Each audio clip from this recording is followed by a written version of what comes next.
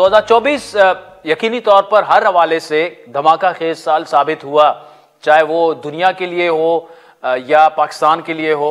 Ukraine का जिक्र करें, गजा का जेनोसाइड जो हुआ, फिर हमने देखा 70 से 80 ममालिक में इलेक्शंस हुए। और प्रोफेसर डॉक्टर आदिल नजम साहब भी ये कहते हैं कि पॉपुलर जो गवर्नमेंट्स थी, हमने देखा चाहे वो नरेंद्र मोदी की थी या कंजर्वेटिव गवर्नमेंट थी बरतानिया में, इनका ओवरऑल वोट जो है वो डिक्लाइन की तरफ आया। How would you sum up 2024? जी जी, बहुत बहुत शुक्रिया आदिल। देखिए 2024 मैं समझती हूँ एक मुश्किल साल था, इसलिए कि देखिए आप समझ रहे हैं कि 21वीं सदी में कुछ अमन की हमें खबरें मिलेंगी, कोई आलमी सतह पर हम आहंगी होगी, बड़े नए जो इमर्जिंग इश्यूज हैं। लेकिन हुआ ऐसा कि दूसरे जंग अजीम के बाद पहली दफा दुनिया में, चाहे वो यूरोप हो, मशरिक वस्ता हो, बरे सगीर, आप देख रहे हैं किस तरह मिडल ईस्ट में आपने देखा किस तरह जंगों का, कॉन्फ्लिक्ट का, तनाजात का एक बहुत ही ज्यादा इजाफी ट्रेंड नजर आया, जो कभी हमने फिर दूसरे, मैं कहूंगी दूसरे जंग अजीम के बाद नहीं देखा है। और उससे ज्यादा इस वक्त कॉन्फ्लिक्ट दुनिया में 2024 में उभरता हुआ आलमी सतह पर नजर आया। और मैं ये भी समझती हूँ कि एक जो तिजारती तनाजात उभर रहे हैं, खासतौर से चीन और अमेरिका में, और डी ग्लोबलाइजेशन का एक ट्रेंड चली है, ये सारी चीजें 2025 के लिए मैं समझती हूँ एक मुश्किलात का शाखसाना पेश करती हैं, क्योंकि 2024 में कोई भी ऐसी स्ट्रक्चरल बेहतरी नहीं आई दुनिया में जिससे पाकिस्तान कह सके या हम कह सकें कि देखिए हम एडवांसेस कर रहे हैं, हमने ह्यूमैनिटेरियन कॉजेज हो, कुछ भी। यूनाइटेड नेशंस अपनी सतह पर काम करती रही, लेकिन चाहे आप क्लाइमेट डिप्लोमेसी ले लें, माहौलियात के हवाले से जो एक स्ट्रक्चरल इश्यूज को देखती है और वहाँ सिफारतकारी के बहुत बड़े मौके होते हैं, वहां भी कोई हमें आगे चलते हुए प्रोग्रेस नजर नहीं आई। और जदीद दुनिया के मसले मसाइल जो ये हैं, ये तो इसी तरह मल्टीलैटरल टेबल्स पर ही मसले मसाइल हल हो सकते हैं। और मल्टीलैटरलिज्म का को तो बहुत धचका पड़ा है इस साल 2024 में, क्योंकि जो जंगें वापस आई हैं, और फिर एक हमें कहा जाता है कि रूल्स बेस्ड ऑर्डर है दुनिया में, जो जाहिर है लीग ऑफ नेशंस और फिर यूनाइटेड नेशंस के की इनिशिएशन के बाद हुआ।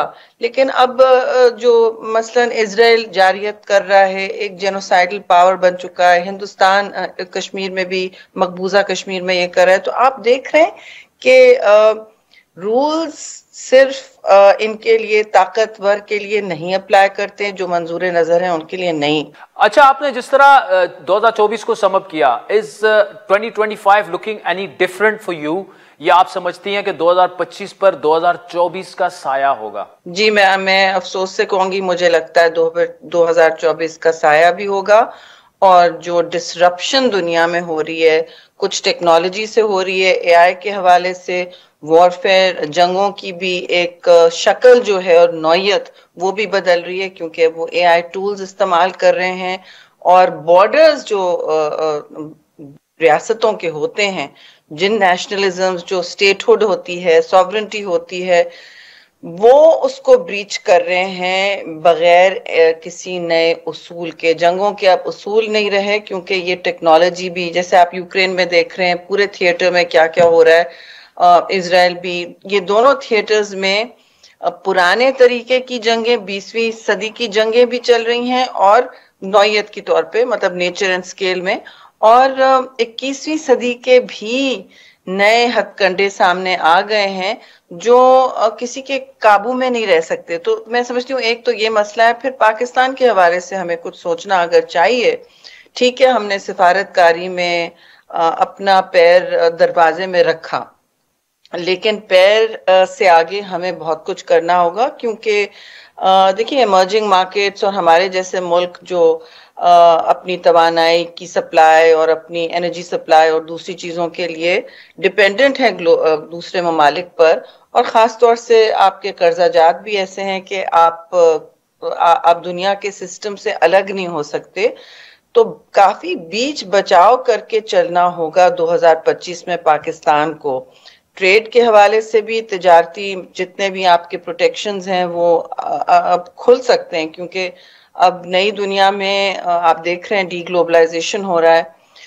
अमेरिका आपका सबसे बड़ा तिजारती पार्टनर है, बल्कि आपका ट्रेड सरप्लस होता है वहां, तो उनके साथ आपने बहुत एक्टिव डिप्लोमेसी करनी होगी, खासतौर से जिस तरह उन्होंने बाइडेन एडमिनिस्ट्रेशन ने जाते जाते आपके आईसीबीएम्स और डिलीवरी मैकेनिज्म्स पर एक सवालिया निशान उठाया, जिस पर आपको स्ट्रेटेजिक डायलॉग करना चाहिए और एंगेज रहना चाहिए, बहुत तिजारती तौर अमूर पर और स्ट्रेटेजिक अमूर पर। और चीन और अमेरिका में अभी तो अक्सर व बेशतर बात की जाती है कि पैसिफिक थिएटर जो है वो भी उबल सकता है। ट्रेड वॉर एक तरफ, तिजारती जंग एक तरफ, तो मल्टीलैटरलिज्म तो खत्म होती जा रही है, आलमी मीडिएशन कम होते जा रहा है, उसका पावर और ताकत कम होती जा रही है, और अपने अपने कवानीन बन रहे हैं, तो in a sense it's a difficult time. अच्छा, आपने चाइना यूएस का जिक्र किया, हमें दोनों के दरमियान में रहना है, दोनों को साथ लेकर चलना है, लेकिन जो चैलेंज है हमारे लिए, अमेरिका में नई एडमिनिस्ट्रेशन आ रही है, वो हमारी मिसाइल टेक्नोलॉजी को लेकर बाइडेन एडमिनिस्ट्रेशन जिस तरह जाते जाते काफी तनकीद उन्होंने की, क्या चैलेंजेस दरपेश होंगे पाकिस्तान को? आप पाकिस्तान अमेरिका ताल्लुकात को 2025 में कैसी देख रही हैं? एक पॉइंट ऑफ व्यू ये भी है कि प्रेशर भी हम पर आएगा वहां से कि खान साहब को रिलीज करना आपको पड़ेगा, विच आई डिसएग्री विद, मेरा नहीं ख्याल कि ऐसा होगा, लेकिन पाकिस्तान के एटमी और मिसाइल टेक्नोलॉजी को लेकर क्या कुछ हो सकता है? 27 दिसंबर को चेयरमैन बिलावल भुट्टो जरदारी की तकरीर तो जरूर सुनी होगी, और फिर उस पर सुर्खियां भी लगी। वो खारजा वजीर रह चुके हैं पाकिस्तान के, और बड़ी उनकी इस हवाले से काबिलियत है। उन्होंने कोई ऐसी लगी लिपटी नहीं की। उन्होंने कहा कि देखिए, न्यूक्लियर प्रोग्राम पाकिस्तान का बहुत सौ की नजरों में आता है, और ट्रेडिशनली भी, रिवायती तौर पर भी ये आता रहा है। ये पहली दफा नहीं है कि इस पर बात हो चुकी है और तनकीद हो चुकी है, जबकि हमारा बिल्कुल दिफाई नौयत का प्रोग्राम है, और हमारे डिलीवरी मिसाइल्स भी, जैसे आईसीबीएम जिसे कहते हैं, ये भी दिफाई नौयत के हैं। अगर आप भारत को देखें और भारत की बढ़ती हुई जारियत और उनकी डिलीवरी, उनकी न्यूक्लियर पहुंच और एटॉमिक जो एजेंडा है उनका, वो हमेशा पहल करते रहे, और पाकिस्तान तो एक दिफाई नौयत से चलता रहा है। ठीक है जी, तो ये बहुत हमारे लिए अहमियत का मुतहम्मिल है। हमें बहुत चौकन्ना रहना होगा, हमें दुनिया को इस तरह एंगेज करना होगा कि जब आप पर किसी एंटिटी पर सैंक्शंस भी लगते हैं, और ये 7वीं दफा लगे हैं, कोई पहली बात नहीं है, लेकिन देखिए ये आपके डिलीवरी मैकेनिज्म्स और न्यूक्लियर प्रोग्राम पर एक सवाल जो उठता है, ये बार बार उठता है, और ऐसे मौकों पर जब आपको दिफाई मतलब डिफेंसिव पे करना चाहते हैं, तो सफारतकारी बहुत ही शातिर होनी पड़ेगी और बहुत ही क्लियर होनी पड़ेगी। आपको अपने मुल्क के लिए एक बेनिफिट लेना पड़ेगा, बजाय इसके ना कि आप चुप रहें। और आपने मुझसे पूछा ना कि ट्रंप एडमिनिस्ट्रेशन में सख्ती हो सकती है। देखिए, सख्ती वो हर तरफ कर सकते हैं, लेकिन आपकी कोशिश होनी चाहिए कि आप हर एडमिनिस्ट्रेशन के साथ एक खंदा पेशानी रखें, तवक्को ऐसी रखें कि आपके साथ वो एंगेज रहें, लेकिन कोई नाइंसाफी ना होने दें अपने मुल्क के साथ। ये जरूर मैं समझती हूँ सामने रखनी चाहिए। जैसे चेयरमैन बिलावल ने बात कही कि this is not about Imran, उन्होंने कहा, क्योंकि जब अमेरिका को कोई प्रायोरिटी या तरजीह देनी होती है, तो वो कोई ना कोई तरीकेकार इस्तेमाल करते हैं। आपके मसले मसाइल खित्ते में भी बहुत हैं। अफगानिस्तान से आपने देखा दहशतगर्दी का एक लहर बार बार आ रही है टीटीपी के हवाले से। फिर हिंदुस्तान की बहुत आपने देखा इंटरफेरेंस चल रही है बलूचिस्तान में, उनकी बड़ी कोशिश होती है मेडलिंग की। तो अमेरिका आपका बेशक एला, नॉन नेटो एला रहा है, हमारी हुकूमतों में तो ऐसा रहा है, लेकिन एक मैनेज करना होगा।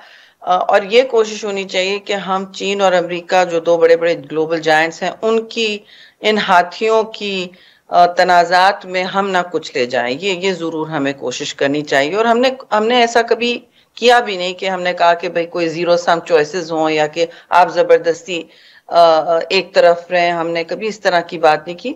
लेकिन ये भी मौजू है कि हम इंसाफ तो जरूर मांगे कि अगर हमारा हमसाया मुल्क जो बहुत ही एक स्ट्रेटेजिक अग्रेसर रहा है, जिसकी सबको नजर आ रहा है उनकी इंतहा पसंदी और जो करते रहे हैं वो, देखिए अमन किसी भी शराइत पे तो नहीं हो सकता। अमन की शराइत होती है, हम अमन के ख्वाह हमेशा रहें, लेकिन अनकंडीशनल गैर मशरूत बात तो हम ना मुल्क के अंदर करते हैं ना मुल्क के बाहर कर सकते हैं। तो ये जरूरी है कि हम अपने मुल्क की दिफा करें, अपनी शनाख्त और अपनी सिफारतकारी को जरूर नुमाया करें, लेकिन कॉन्फिडेंस के साथ। 2024 ईरान के लिए अच्छा साल नहीं रहा। 25 में आप ईरान की मुश्किलात क्या बढ़ती हुई देख रही हैं? क्योंकि क्या ईरान में इतनी कैपेबिलिटी है कि जो उन्होंने इस साल में लूज किया है, यानी हिजबुल्लाह को जो डैमेज हुआ, हमास को जो डैमेज हुआ, सीरिया जो है हैज फॉलन, कैसा होगा 2025 ईरान के लिए? ईरान के लिए बहुत, मैं समझती हूँ मुश्किलात का जरूर सामना होगा, लेकिन उनके बारे में एक बात, दो बातें मैं ये कहूंगी। देखिए वो उनको कितनी आपने देखा सैंक्शंस का हदफ बनाया गया, हर किस्म के सैंक्शंस का, लेकिन वो खासे मेरा कहना ये वो सैंक्शंस रेजिलिएंट रहते हैं, यानी कि वो सैंक्शंस के असरात का सामना करते हैं। और अपनी जो इस वक्त उन्होंने स्ट्रेटेजिक एक तहम्मुल दिखाया है, खास तौर से जब इजराइल के साथ उनका बैक एंड फोर्थ रहा है, वो आपने देखा था, और सीरिया में भी जो हुआ आपने देखा। तो ईरान अपनी कुव्वत खुद मनवाना एक तारीखी तौर पर जानता है, ये मैं जरूर कहूंगी। और जहां तक पाकिस्तान का हवाला है, ईरान के हवाले से आई थिंक हमें अपने ताल्लुकात बिल्कुल सही रखने चाहिए। मिडल ईस्ट में दो एनर्जी जिसे कहते हैं जायंट्स हैं, टाइटन्स, एनर्जी टाइटन्स, जो तवानाई के हवाले से बहुत नुमाया है। एक ईरान है, एक सऊदी अरेबिया। सऊदी अरेबिया भी बहुत बड़ा एनर्जी जायंट है, और दोनों ममालिक के साथ हमारी अलग अलग रिश्ते हैं, और काफी गहरा रिश्ता है दोनों के साथ। एक के साथ बॉर्डर है, तो हमें दोनों के साथ अपने ताल्लुकात बेहतर करने चाहिए। और कोशिश ये होनी चाहिए कि कोई मिसअंडरस्टैंडिंग्स जैसे होती रही हैं, अक्सर और बेशतर ईरान के साथ होती रही हैं, क्रॉस बॉर्डर हमारे इंकर्जन्स हुए हैं, वो ना हो।